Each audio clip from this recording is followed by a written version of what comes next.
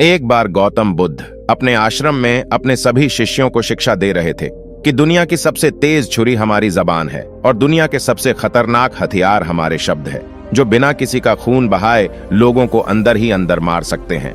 हमारे शब्द हमारी ताकत हो सकते हैं, लेकिन यह हमारी सबसे बड़ी कमजोरी भी हो सकते हैं अगर हमें नहीं पता कि कब, कहां और क्या और कितना बोलना है।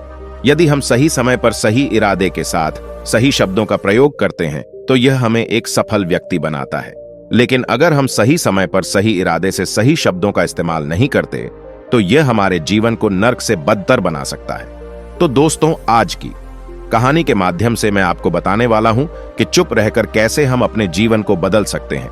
आपको चुप रहने की शक्ति का एहसास इस वीडियो में होने वाला है। वीडियो शुरू करने से पहले आपसे निवेदन है कि वीडियो को पूरा देखिए और वीडियो को लाइक जरूर करें। तो चलिए शुरू करते हैं इस कहानी को। जापान में एक बहुत ही प्रसिद्ध बौद्ध भिक्षुक रहा करते थे। उनका नाम रिसाई था। रिसाई अकेले रहते थे। दुनिया के शोर शराबे से दूर जंगल में वो रहते थे और वह बड़े ही ध्यानी और प्रभु भक्त व्यक्ति थे, इसलिए वह पूरे जापान में बहुत अधिक प्रसिद्ध थे। एक दिन एक राजकुमार रिसाई के पास आया और बोला, हे प्रिय भिक्षु, मैं हमेशा थका हुआ, निराश और परेशान महसूस करता हूँ। मेरा मन बहुत अशांत रहता है। हालांकि मेरे पास सब कुछ है, दौलत, शोहरत, सुख सुविधाएं, जो हर व्यक्ति चाहता है या पाने की इच्छा करता है, लेकिन फिर भी मेरे अंदर इतनी अशांति और चिंता क्यों है? रिसाई ने उसकी बात बहुत ही ध्यानपूर्वक सुनी और कुछ सोचने के बाद कहा, तुम इस प्रश्न का उत्तर जानते हो, बस तुमने कभी इस प्रश्न को हल करने की कोशिश नहीं की है। रिसाई ने आगे कहा, मैं एक रिसर्च करना चाहता हूं, क्या तुम मेरा साथ उसमें दोगे? इस रिसर्च के बाद तुम्हारे जीवन में किसी भी तरह की अशांति और चिंता नहीं रहेगी। ये बातें सुनकर राजकुमार बहुत हैरान था। उसने रिसाई से कहा, बताइए, मुझे क्या करना होगा? अपने मन की शांति के लिए मैं कुछ भी करने को तैयार हूं। राजकुमार की इन्हीं बातों को सुनकर भिक्षु ने कहा, तो फिर आप अगले 15 दिन के लिए मेरे आश्रम में रहोगे और एक सामान्य व्यक्ति की तरह अपना जीवन व्यतीत करोगे, और इन 15 दिन तुम अकेले और चुपचाप रहोगे, जितना हो सके कम बोलोगे। राजकुमार उस भिक्षु की बातें सुनकर सहमत हो गया। पहले दिन राजकुमार को लगा कि उसका मन सामान्य से अधिक अशांत और विचलित है। उसके मन में तरह तरह के विचार आ रहे हैं और वह आम लोगों की तरह जीवन जीने में असहज महसूस कर रहा है।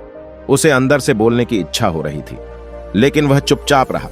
उसके मुंह से एक भी शब्द नहीं निकला, बस वह चुपचाप बैठा रहता। लेकिन रात होते होते उसे अंदर ही अंदर शांति का अनुभव होने लगा। उसके लिए यह अनुभव अजीब था। वह खुद से पूछ रहा था कि वह अंदर ही अंदर इतना खुश क्यों है और उसकी आंतरिक बेचैनी और चिंता कम क्यों होने लगी है। अगले दिन राजकुमार अकेला चुपचाप बैठा रहा और वह प्रकृति को देख रहा था। वह पौधों को, फूलों को, आकाश में उड़ रहे पक्षियों को। वह अपने जीवन में पहली बार यह अद्भुत दृश्य महसूस कर रहा था कि उसके पास कितनी सुंदरता है। वह दिन भर प्रकृति की सुंदरता को निहारता रहता और उसकी ताजगी को महसूस करता रहता। इसी तरह से 10 दिन बीत गए और उसके मन की सारी बेचैनी, सारी हलचल, सारी उथल पुथल और सारा तनाव गायब हो गया। 11वें दिन की सुबह राजकुमार फिर से एकांत में बैठ गया और कुछ ही मिनटों में उसकी आंखें अपने आप बंद हो गईं और वह गहरे ध्यान में चला गया। वह पूरे दिन वहीं पर आंखें बंद करके बैठा रहा और गहरे ध्यान में डूबा रहा। न कोई शब्द, न कोई चिंता। राजकुमार भीतर से असीम शांति और आनंद से भर गया। राजकुमार अपने बाकी के 4 दिन इसी तरह गहरे ध्यान में व्यतीत करने के बाद 15 दिन बाद रिसाई के सामने प्रस्तुत हुआ और रिसाई को प्रणाम करके बोला, प्रिय भिक्षु, मुझे उत्तर मिल गया कि मेरे मन में इतनी उथल पुथल और चिंता क्यों थी। मैं जान गया कि मेरा मन इतना अशांत और विचलित क्यों था। रिसाई मुस्कुराते हुए पूछा, बताओ, क्या उत्तर मिला तुम्हें? राजकुमार ने कहा, मैं आवश्यकता से अधिक बातें करता था। मैं किसी पर भी अपने शब्द और ऊर्जा व्यर्थ करता था। मैं दिन भर अपने लोगों से फालतू की बातें करता रहता और फिर उन्हीं के बारे में अकेले में सोचता रहता और ज्यादातर समय नकारात्मक ही सोचता रहता। इस तरह मैं बस अपना समय बर्बाद कर रहा था। ज्यादा बोलने और नकारात्मक सोचने की वजह से मेरा मन अशांत और बेचैन हो गया था और इसी वजह से मैं किसी भी काम को ठीक से नहीं कर पा रहा था, जिसकी वजह से मैं हर काम में असफल होने लगा और फिर इन्हीं लगातार मिलने वाली असफलताओं की वजह से ही मैं और भी उदास और चिड़चिड़ा हो गया। इन्हीं सभी चीजों की वजह से मेरा जीवन नष्ट हो रहा था, लेकिन यहां पर बिताए हुए 15 दिन मेरे लिए पूरी तरह से अलग थे। मुझे कुछ अलग ही एहसास यहां पर हो रहा था। अब मुझे ऐसा लग रहा है मैं अपना जीवन पूरी तरह से जी रहा हूं, लेकिन इससे पहले मैं अपना जीवन गलत तरीके से जी रहा था। और मैंने यह भी सीखा कि हमें सिर्फ ध्यान करने की जरूरत नहीं है। ध्यान अपने आप होता है जब हम इस शांत और मौन होते हैं। ध्यान के पिछले कुछ दिनों के दौरान मैंने जो पहली चीज सीखी वह यह है कि मनुष्य के जीवन के सबसे महत्वपूर्ण घटना खुद को जानना है। यह सुनकर रिसाई ने कहा, सिर्फ तुम ही नहीं, दुनिया में ज्यादातर लोग जरूरत से ज्यादा बोलते हैं। आज भी लोग ज्यादातर समय केवल एक दूसरे को नीचा दिखाने के लिए ही बोलते हैं। कुछ लोग ना चाहते हुए भी बातें करते हैं और अपना जीवन बर्बाद कर लेते हैं। रिसाई ने राजकुमार को चुप रहने का महत्व समझाते हुए कहा, एक बार गौतम बुद्ध से उनके शिष्यों ने पूछा, प्रिय बुद्ध, आप ज्यादातर समय चुप क्यों रहते हैं? बुद्ध ने कहा, क्योंकि चुप रहने से व्यक्ति अंदर से अनंत शांति की गहराइयों में होता हूं। मौन अपने भीतर उतरने की पहली सीढ़ी है। मौन के बिना स्वयं को जानना असंभव है।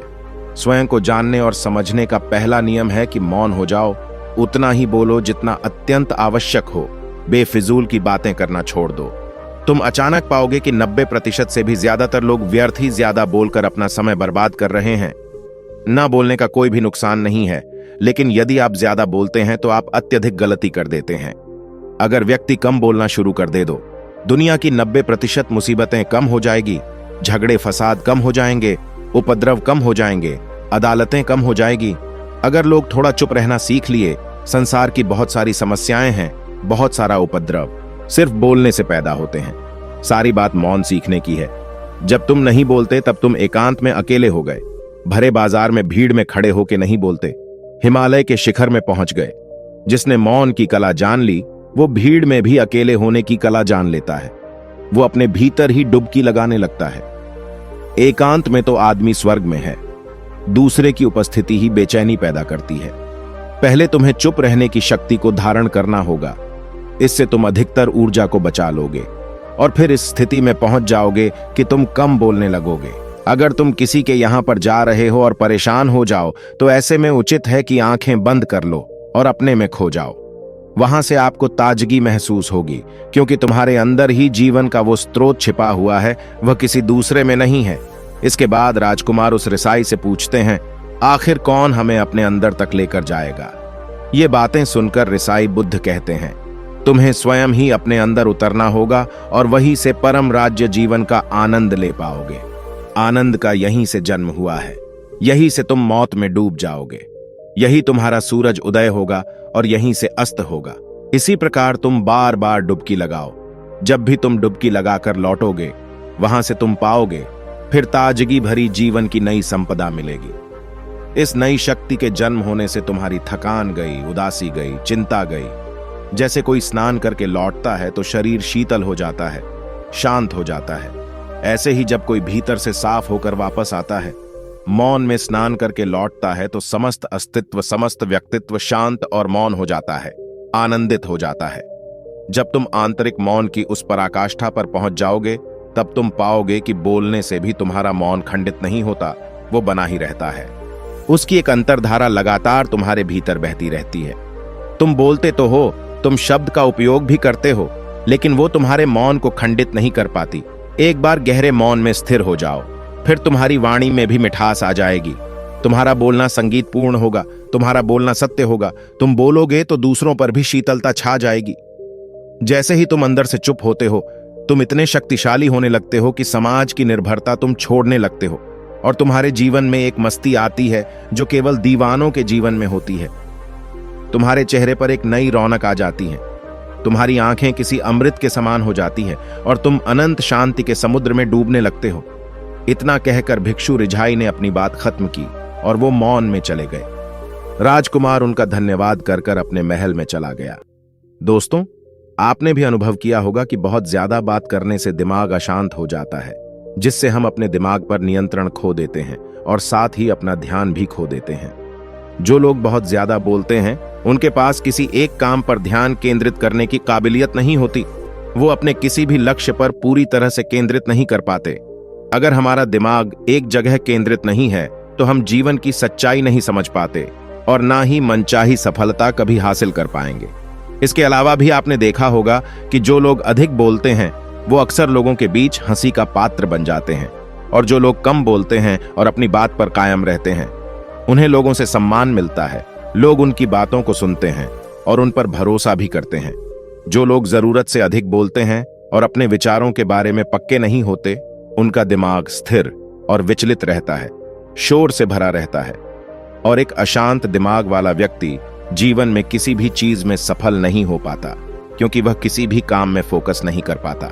यदि किसी व्यक्ति को यह पता है कि उसे कब, कहां और क्या बोलना है, तो वह व्यक्ति सच में बहुत बुद्धिमान है। और ऐसा व्यक्ति जहां भी जाता है, उसका व्यक्तित्व आकर्षण का केंद्र बन जाता है, और वह जो कुछ भी करता है उसमें सफल अवश्य होता है। अगर हम किसी महान और सफल व्यक्ति के व्यक्तित्व को गहराई से देखें तो पाएंगे कि वो कम बोलते हैं और कम से कम शब्दों में अपनी बात खत्म कर देते हैं। वो बोलने से पहले वो चीजों और जिसके बारे में उसे बोलना है उनके बारे में गहराई से सोचते हैं। लेकिन जो लोग बहुत ज्यादा बोलते हैं, बहुत बार वो झूठ भी बोलते हैं और अपनी बातों से दूसरों के मन और विचारों पर कचरा डालते रहते हैं। वह ज्यादातर समय दूसरों की बुराई करते रहते हैं, इसलिए उनके अपने भी उनसे नफरत करने लगते हैं और उनसे बचने की कोशिश करते हैं। हमारे भारतीय वेदांत में कहा गया है कि हमारे शब्द वास्तविक ब्रह्म शक्ति हैं। मौन से धैर्य आता है, धैर्य से ध्यान, और ध्यान से हम अपने जीवन के बारे में जागरूक हो जाते हैं। इसलिए अगर हम ज्यादा बात करते हैं तो हम मौन को खो देते हैं, जो मन की शांति का पहला स्तंभ है। दोस्तों, आज से हम भी चुप रहने का अभ्यास अवश्य करेंगे। आज से हम भी वही बोलेंगे जो जरूरी है, और हम कोशिश करेंगे कि कम से कम शब्दों में अपनी बात खत्म करें, और हो सके तो कोशिश करेंगे कि रोज कम से कम 30 मिनट एकांत में चुपचाप बैठेंगे। और मुझे पूरा विश्वास है कि इससे हम सबके अंदर एक सकारात्मक बदलाव जरूर आएगा। इसी के साथ और गौतम बुद्ध की इन 10 बातों को अपनाकर आप भी हो सकते हैं सफल। गौतम बुद्ध की इन 10 बातों को अपनाकर आप भी हो सकते हैं सफल, जिनसे सुखी और सफल जीवन के सूत्र छिपे हैं। जिस तरह से तूफान एक मजबूत पत्थर को हिला नहीं पाता, ठीक उसी तरह से समझदार व्यक्ति अपनी तारीफ या आलोचना से प्रभावित नहीं होते हैं। ईर्ष्या और नफरत की आग में जलते हुए इस संसार में खुशी और हंसी स्थायी नहीं हो सकती। अगर आप अंधेरे में डूबे हैं तो आप रोशनी की तलाश क्यों नहीं करते? एक जागे हुए व्यक्ति को रात बड़ी लंबी लगती है, एक थके हुए व्यक्ति को मंजिल बड़ी दूर नजर आती है। इसी तरह सच्चे धर्म से बेखबर लोगों के लिए जीवन मृत्यु का सिलसिला भी उतना ही लंबा होता है। भूतकाल में मत उलझो, भविष्य के सपने मत देखो, वर्तमान पर ध्यान दो। यही खुशी का रास्ता है। बुराई अवश्य रहना चाहिए, तभी तो अच्छाई इसके ऊपर अपनी पवित्रता साबित कर सकती है। एक मूर्ख किसी समझदार व्यक्ति के साथ रहकर भी अपने पूरे जीवन में सच को उसी तरह से नहीं देख पाता, जिस तरह से एक चम्मच सूप के स्वाद का आनंद नहीं ले पाता है। मौत एक विचलित मन वाले व्यक्ति को उसी तरह से बहाकर ले जाती है, जिस तरह से बाढ़ में एक गांव के नींद में डूबे हुए लोग बह जाते हैं। आप अपने गुस्से के लिए दंडित नहीं होते हैं, आप अपने गुस्से के द्वारा ही दंडित होते हैं।